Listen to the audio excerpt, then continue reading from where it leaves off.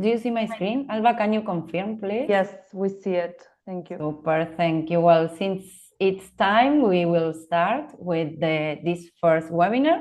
Welcome, everyone. My name is Diana Lopez. I'm the Dissemination Manager of the ERN-EuroBloodNet. And this is the first session of the SYNTHEMA and ERN-EuroBloodNet educational program on artificial intelligence and its applications in hematology.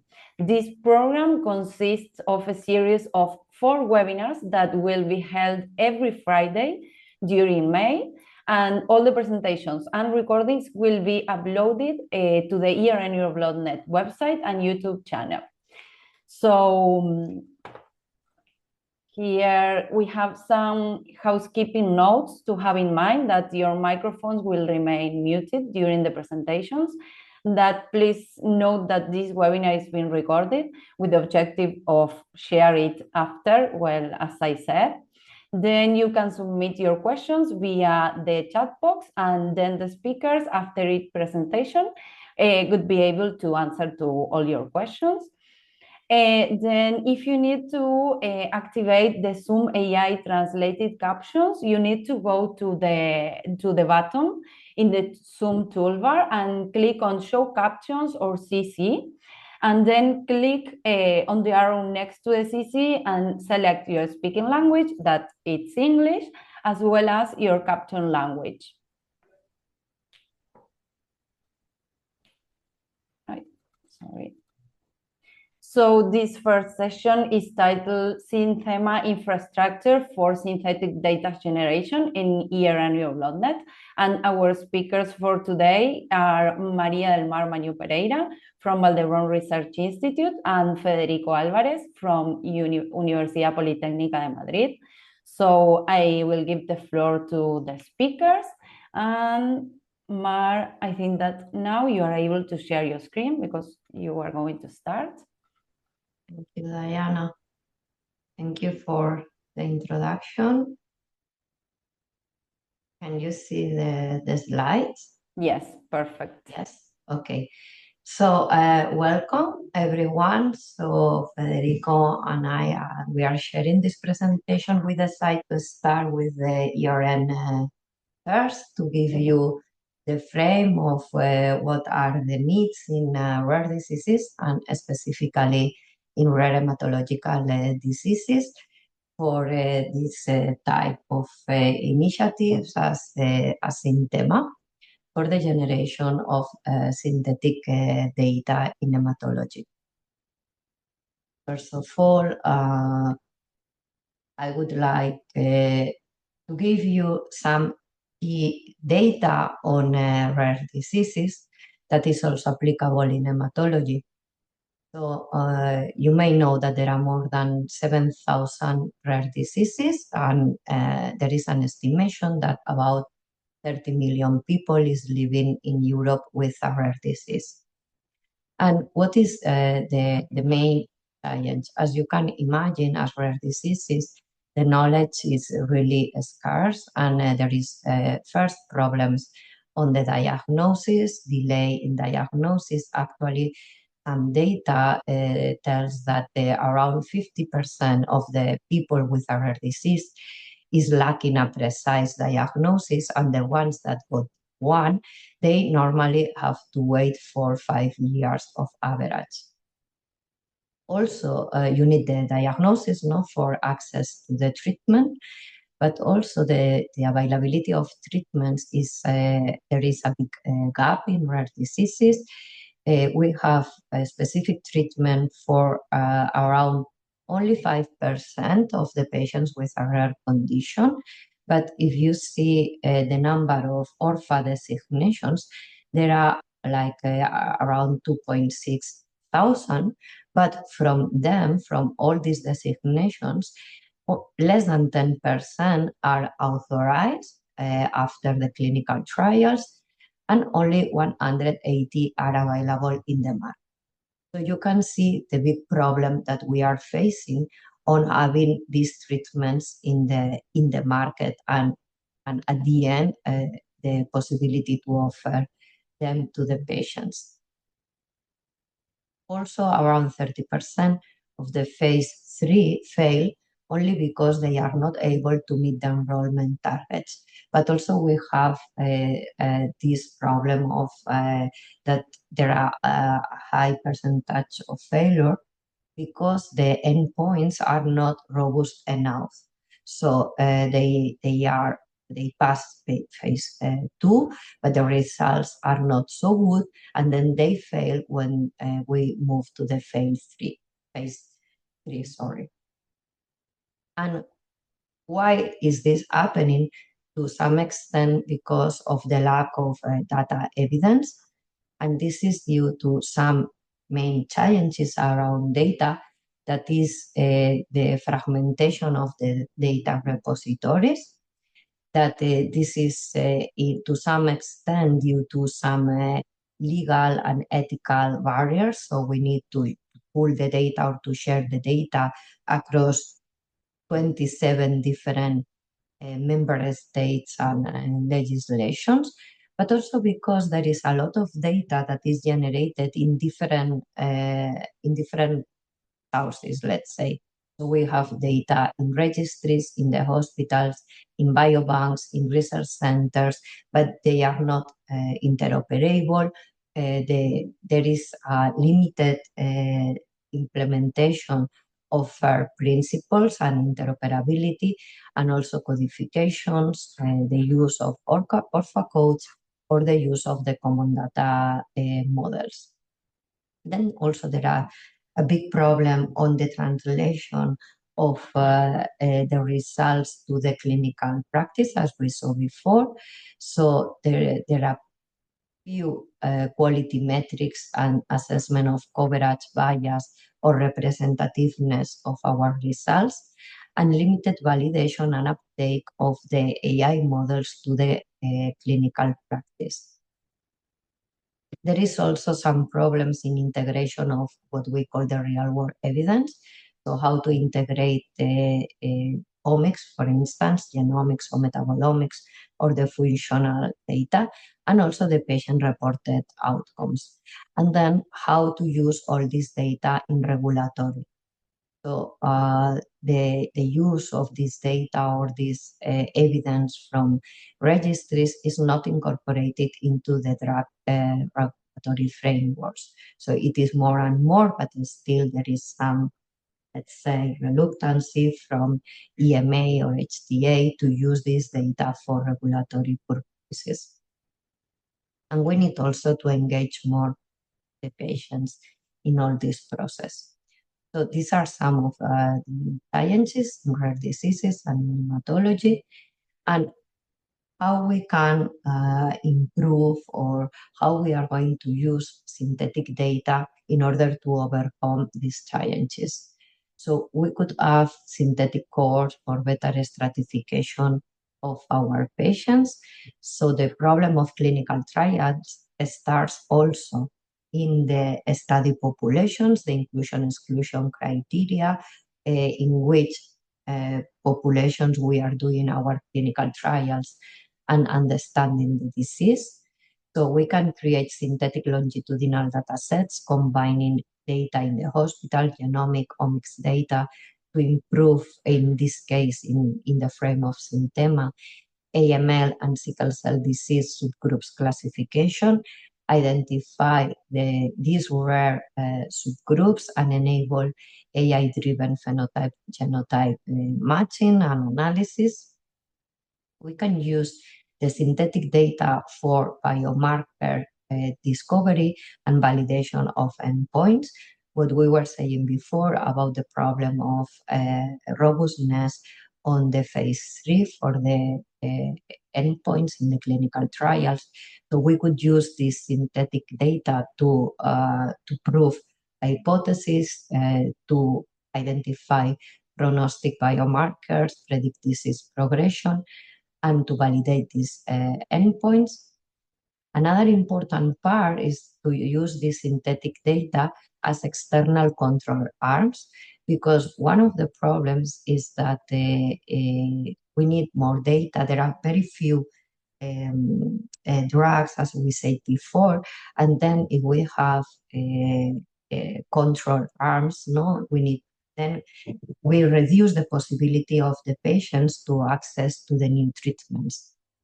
Another possibility is the use of this synthetic data as external control arms in clinical trials.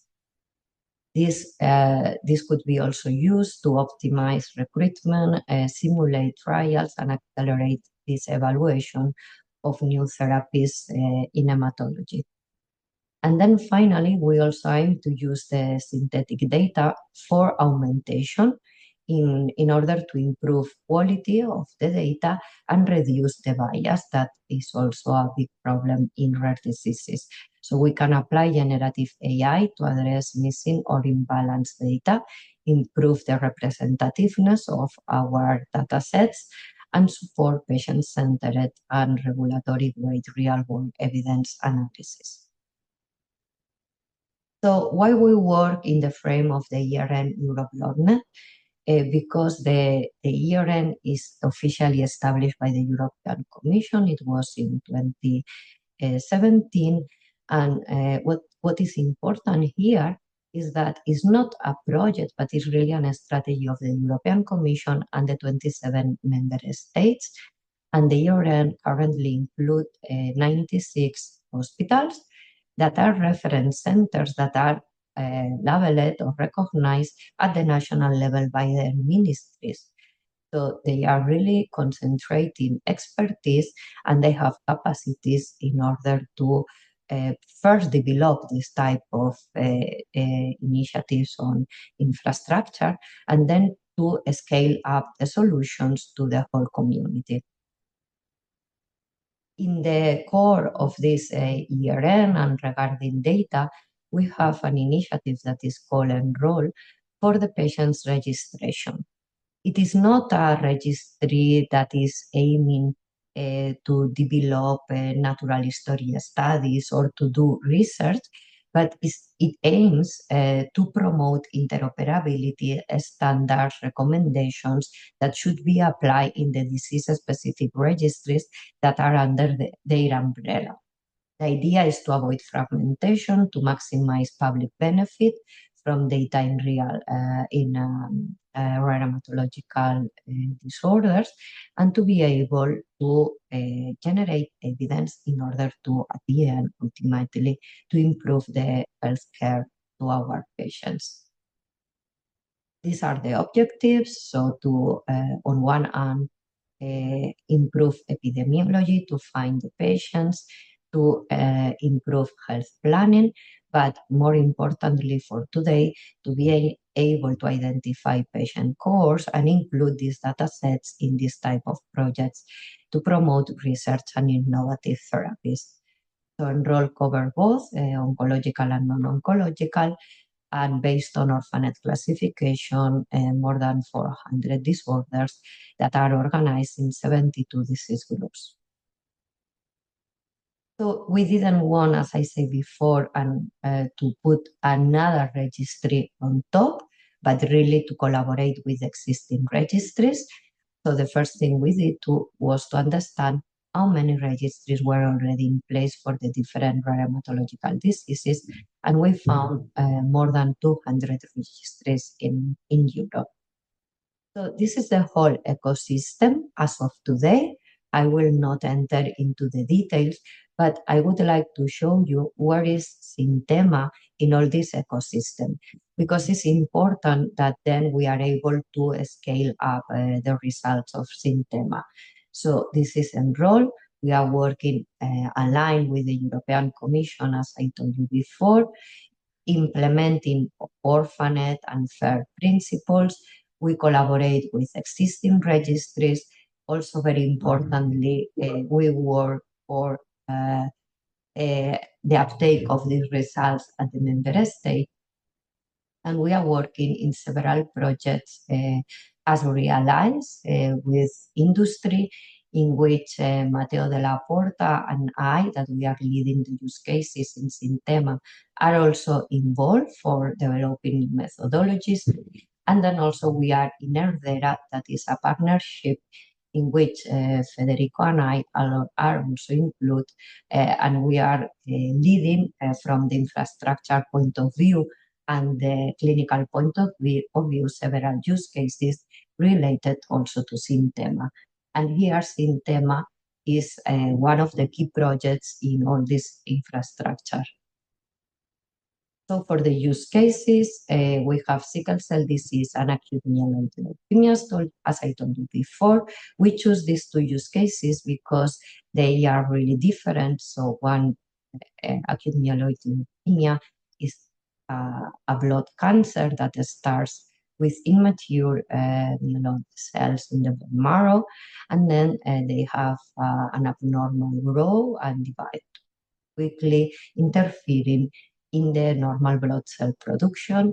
And then here the synthetic data is going to be used to assess overall survival analysis based first in a cohort of more than 2.5 thousand patients from a public repository. We will show you now. And on the other hand, sickle cell disease is a chronic complex disorder, is inherited.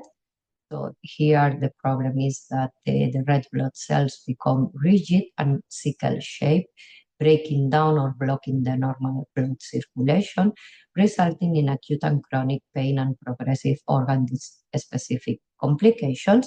And in this case, the use case and the synthetic data is going to support evidence to better understand kidney disease in sickle cell disease. And we have a cohort of patients of more than 1,000 patients with this genetic disorder from pediatric to adulthood. These are the partners.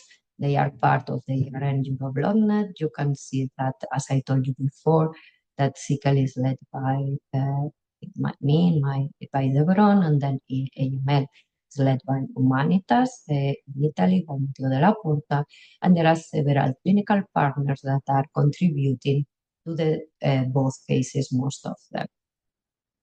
So here, as I told you before, the AML started with a public data set that is curated by Carité, and then they moved to a second part with prospective collection of data in the different clinical partners. So the platform and the solution was aligned with the ENROL registry, implementing all the recommendations for quality of the data, and the data set has been also mapped in OMOP as common data model. And for sickle cell disease, we leverage the RADIP, that is the European Registry on Rare Anemia Disorders, that it already developed a European infrastructure to collect and standardize all the data set for sickle cell disease. And it is also aligned with the enrollment strategy. In this case, we have, in this is for anemia, not only sickle.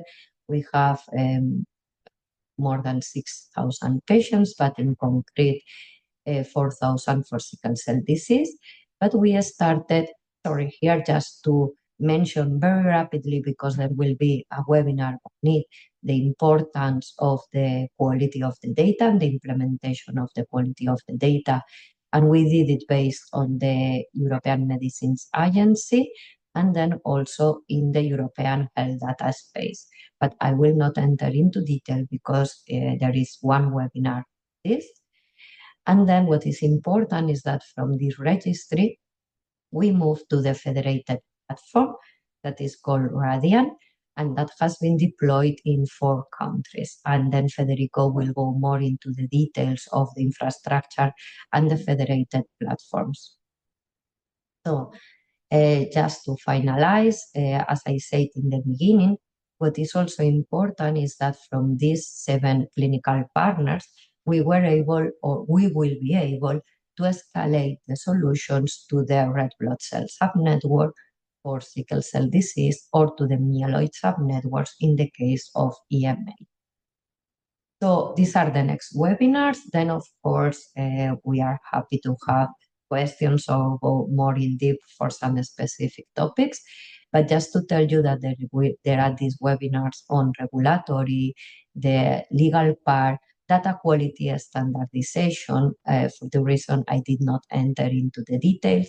And there will be also 2 webinars for going more in detail for the sickle cell disease use case and the AML use case. So I don't know how do you want to proceed, but it will be the turn of Federico to go more in detail about the platform itself and the technical specifications. Yes. So thank you, Mar. When you stop sharing the screen, I will make Federico host so he's able to share his screen. It is, I think I already, no, now. No, now. Thank you. Now, Federico is co-host. Federico, let me know if you are able to share your screen. Just perhaps to remind. Okay, let me check.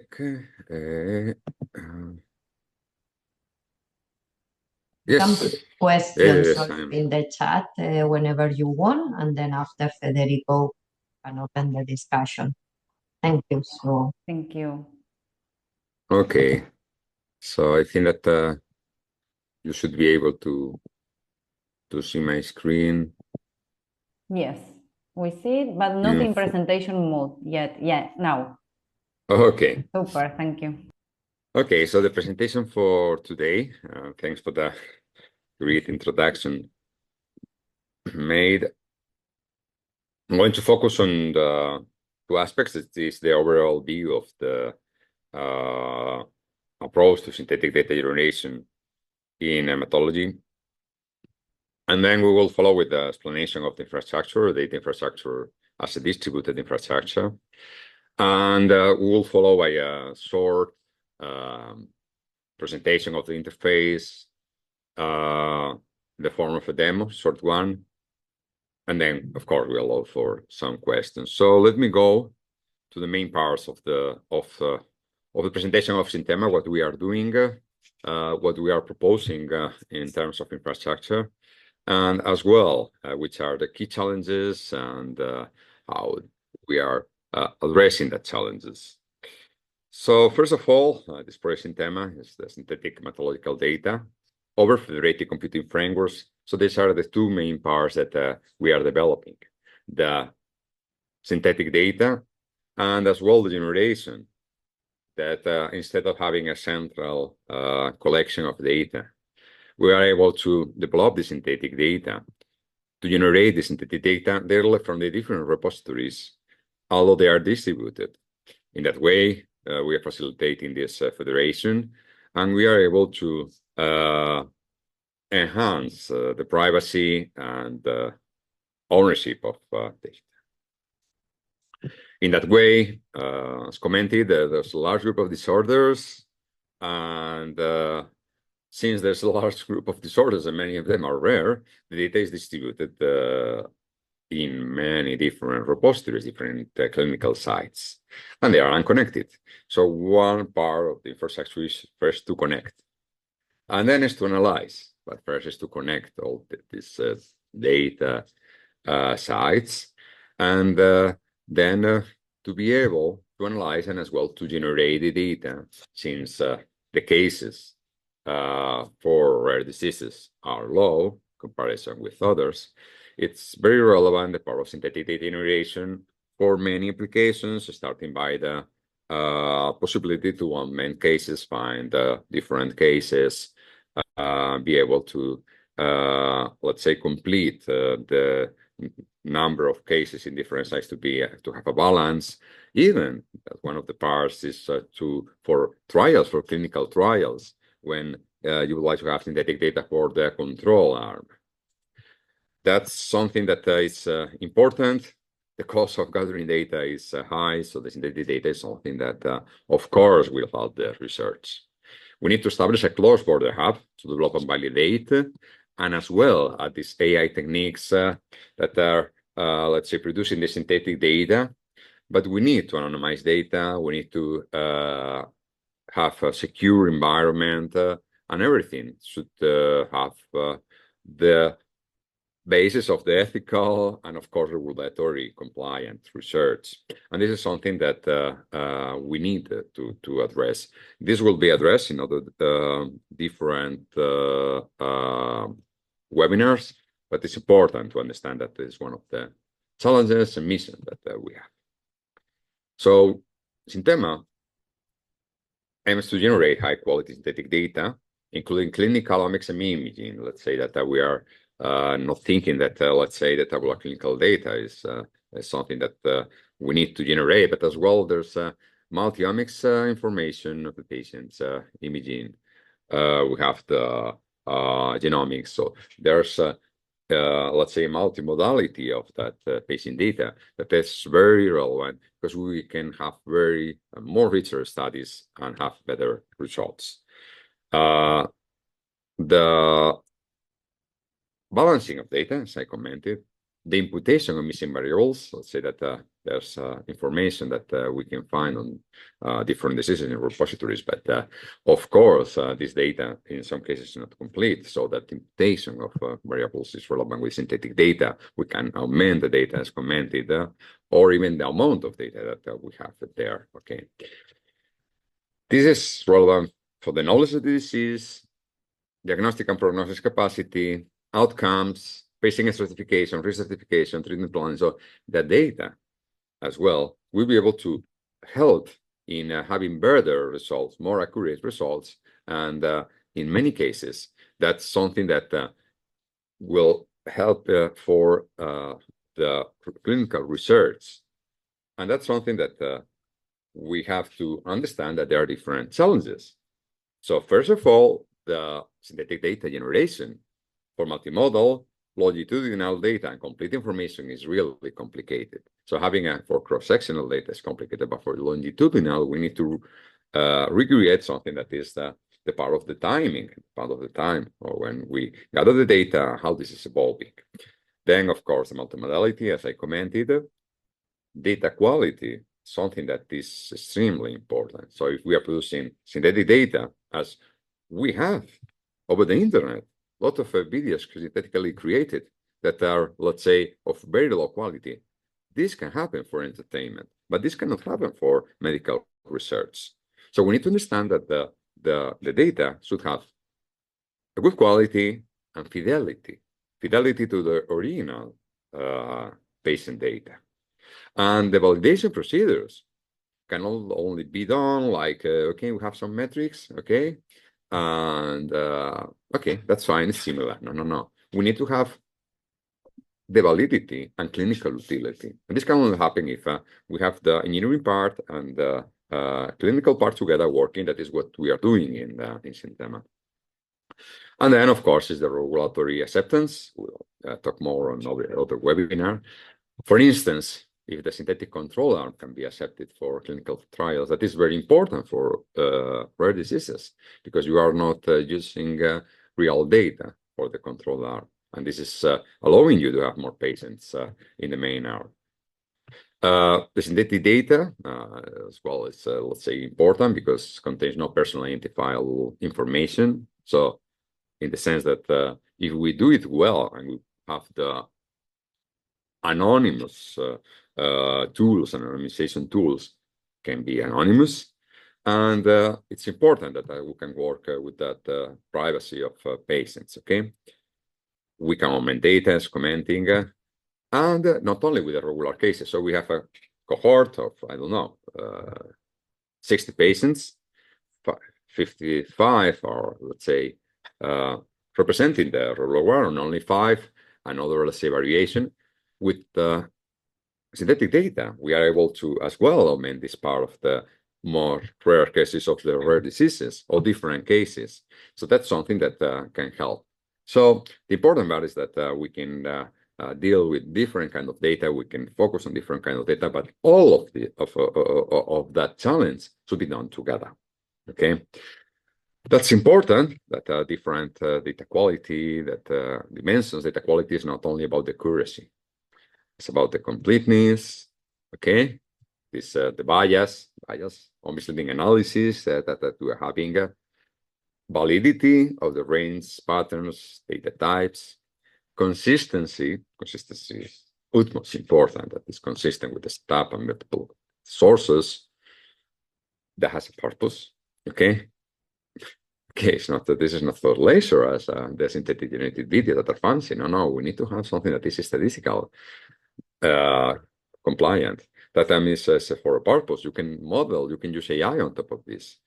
Okay, and all of this should be done in a way that we are able to generate in a matter that what we're doing in SYNTHEMA is that, okay, we cannot ask the different clinical partners, please upload your data to a cloud. I will use it. First, because of data ownership. Second, because of privacy. Third, because I don't think that this will be the future way. Even the European Commission is pushing for the federated solutions for the access, even to the access or integration of data. And what is more important is this can be done technically. So why the data that is following recommendations and structure, everything cannot be hosted in the real source, in the clinical source.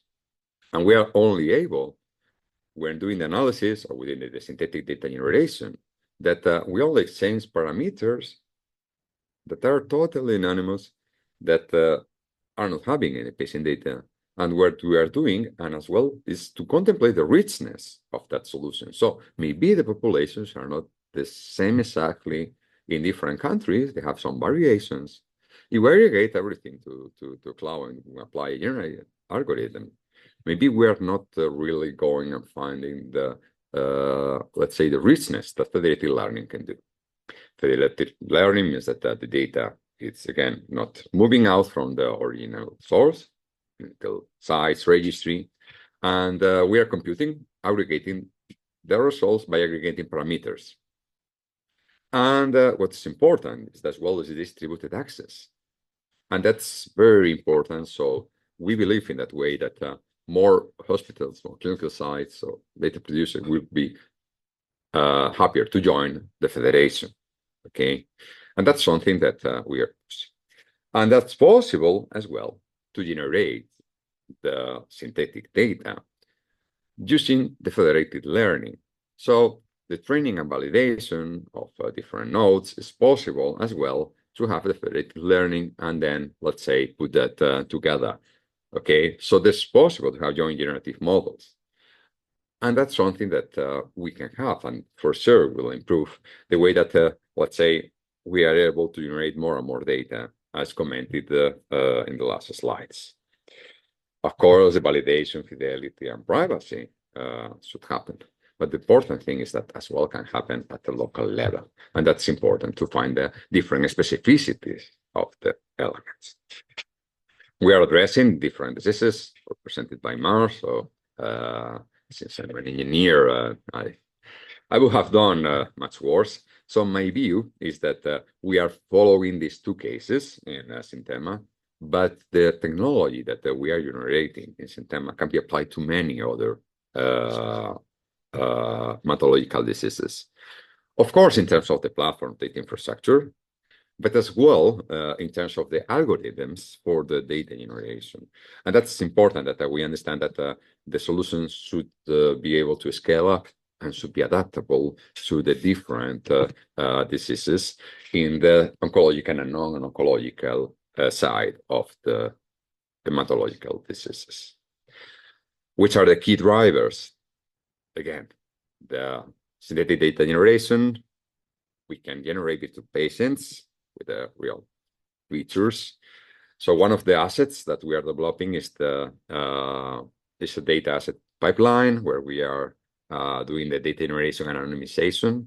So we are able to take the real data, have the anonymization pipeline in the project. These anonymization tools, together with the synthetic data generation pipeline, are able to produce data where we are going to do the clinical utility assessment and privacy assessment before the disclosure control and data release. So that's one of the parts that we are producing.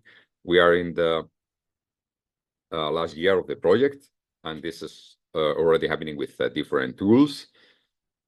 So for my view, in the last year, we will be able to let's say, produce the latest results, but that's it's available. We'll present as well in other webinars in more detail.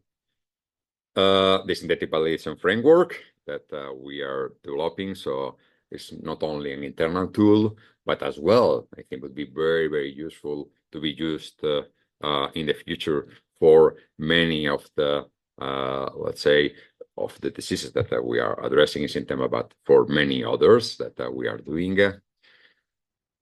We are developing the privacy assessment tool that with different analysis of privacy risk, disclosures, membership interference. I don't want to, let's say, go to the details. These are more for the files and the recordings of this presentation. But we are defining a lot of privacy metrics, assessing the different risks. That's important when we would like to, let's say, address different multimodal world. It's impossible. It's impossible to do it if you are not doing a good privacy assessment. Again, I commented about the federated learning. That is training with no serving of data. As well, the secure multimodal computation, that is a secure parameter aggregation. So we are not only, let's say, delivering the parameters, but the parameters from the training are delivered in a secure manner. Parameters are just numbers, okay? No information on the patient. And there's the part of differential privacy, that is a further protection that we add some noise to the model parameters, so even we are more resilient to attacks. So the security and differential privacy will help us as well for different attacks. That's together is the part of our infrastructure, and we are going to show up, let's say, 10 minutes how this is working, and for you to understand how it is working. This is something that is a technology that is open and as well oriented and to the use of EuroBloodNet members. And of course, what we are doing is to really have this infrastructure with the security tools to describe and to be able to do the distributed synthetic data generation that we have in the part that we are addressing. So is that the result of the work for the local training of the model, have the differential privacy, do the secure exchange parameters, and then at the end have the distributed synthetic data generation. But all intermediate steps are available for analysis of data as well.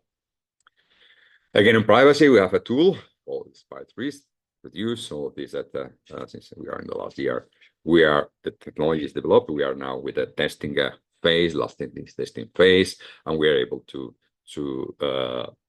let's say, assess automatically the the use of the threats. So this is an automatic risk assessment modeling tool for cause and effect modeling of threats following the ISO 27005 standard. And that's important to understand, for instance, the cyber attacks, malicious attacks, etc. So that's something that is very helpful, and that's something that we are offering as well. We'll explain in other webinars. Ethical AI, of course, is fundamental, and as well, not only for the, let's say, regulation, as well for the trustworthy AI, because we are talking about medical data. And that's something that I would like to propose, something that, of course, that any physician using for the research should understand that the tools produced by SYNTHEMA are following the ethical AI guidelines. The team is formed by some members that are more clinical centers, as presented, that are the, as commented, different hospitals by MAR that we have from EuroBloodNet network.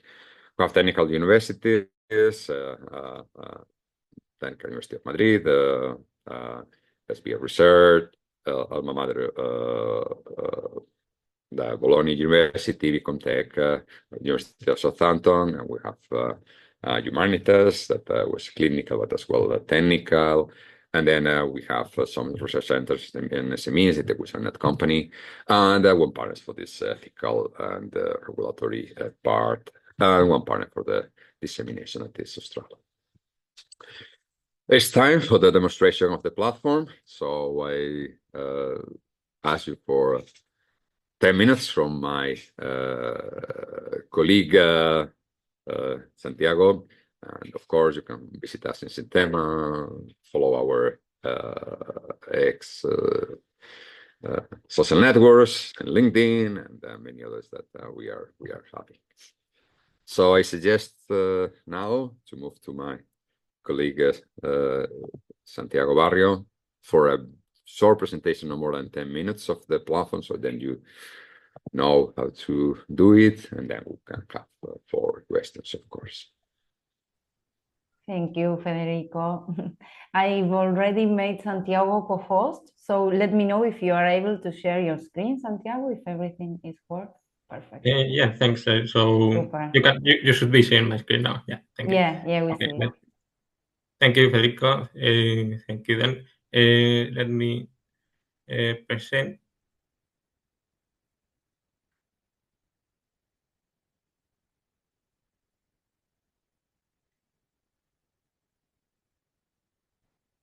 Okay, now it doesn't want to present for some reason.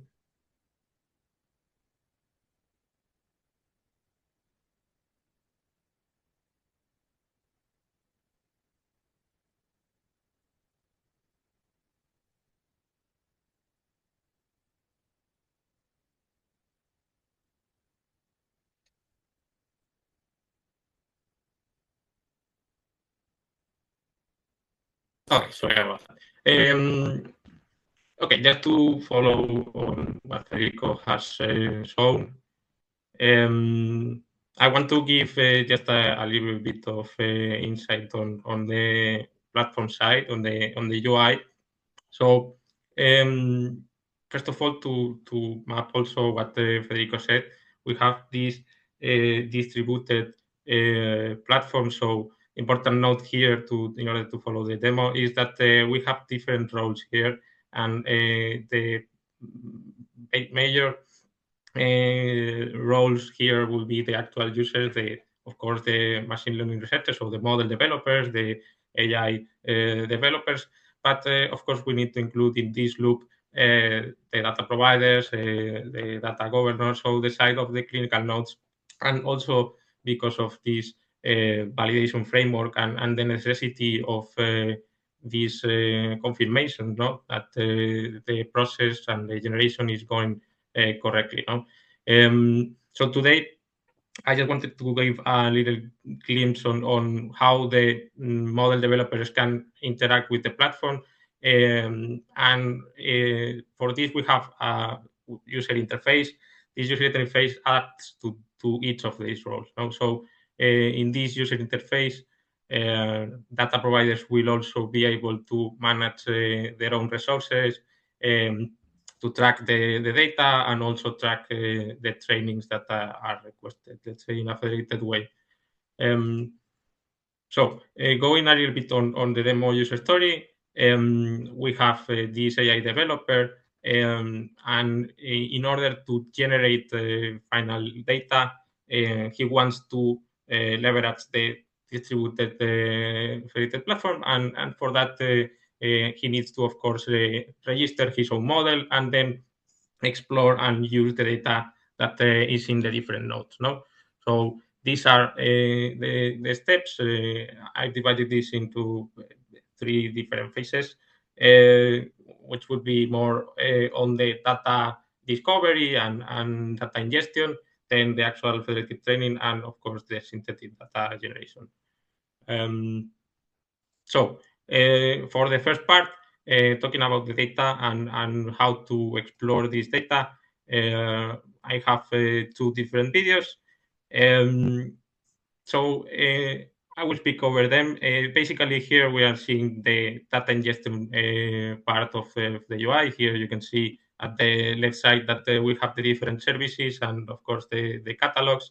And this is important note. So the big boxes that are the different nodes interacting in between them are complex, of course, infrastructure that we are building in order to have this kind of framework. No? So where you have a user interface that it looks normal, of course, when we talk about uploading models, you need some expertise, but in order to interact with this kind of interface, the idea is that it's something easy and all the complexities are hidden on the backend. No, so all the validation framework, all the differential privacy, SMPC, so system multi-part computation is already on the back. So here you can see that in order to register your data, of course, you will need to fill in the form, a classic form. Now, it is important to fill this metadata because, of course, this is how users will, or ML researchers will recognize the data sets and what is in there, as they won't be able to access it directly. No, so you can imagine a sort of matters of how the data is ingested, or the format of the data, and so on, the number of records, the data schema, especially, and these type of things.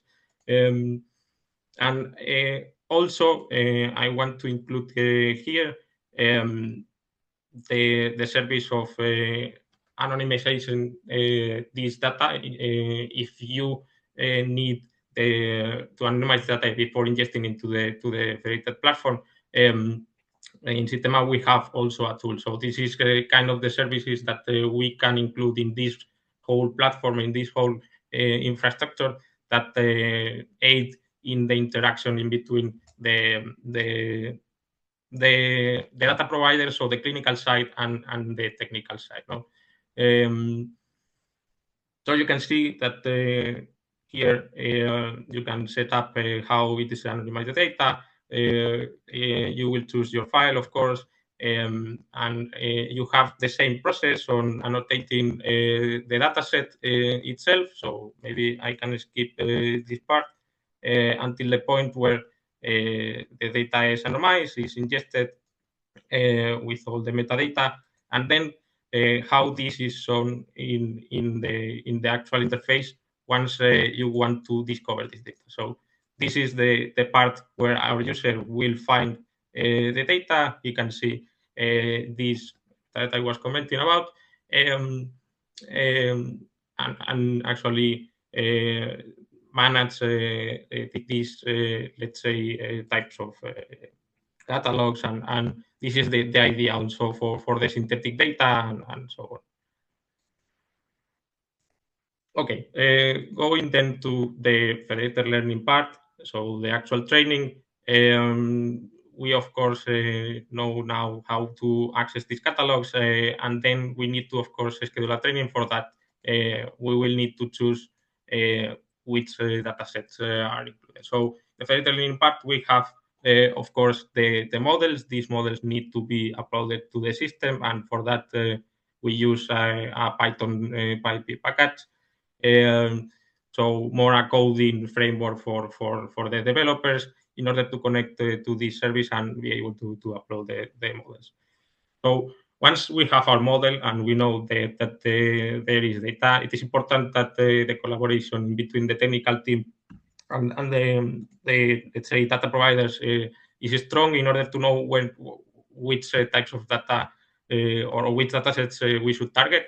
But then again, you will be able to see the schema, and this is the important thing you need to be able to, of course, perform the training. So this is how the training is scheduled. Then in the back, this will run.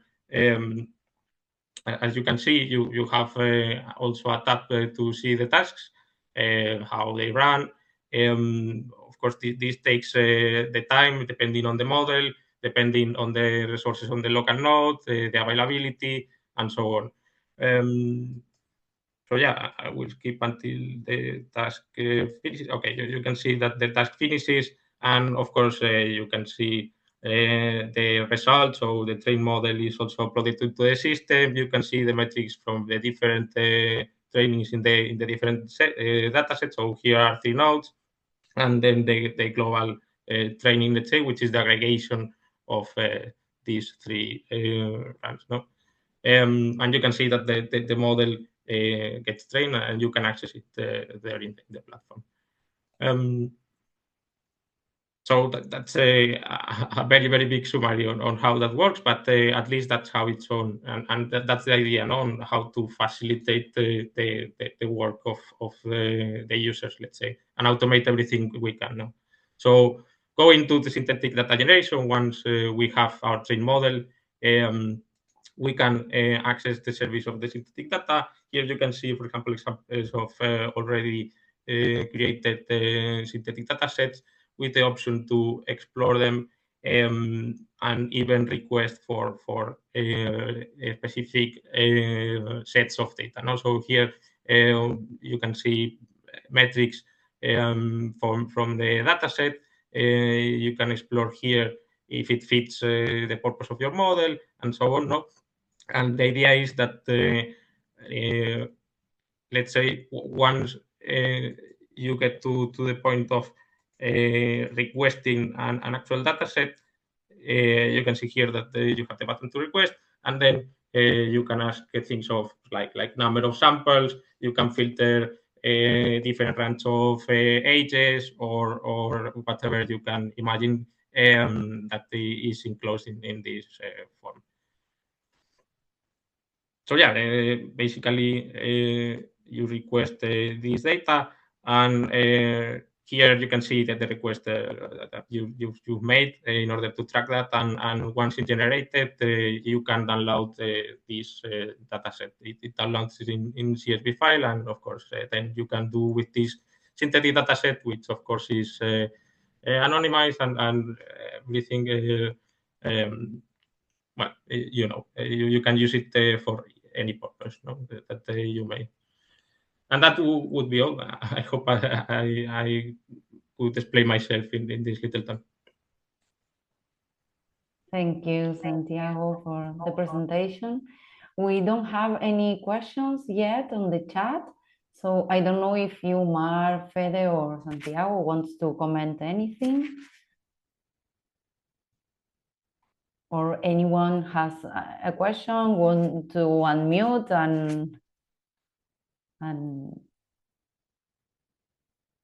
don't know.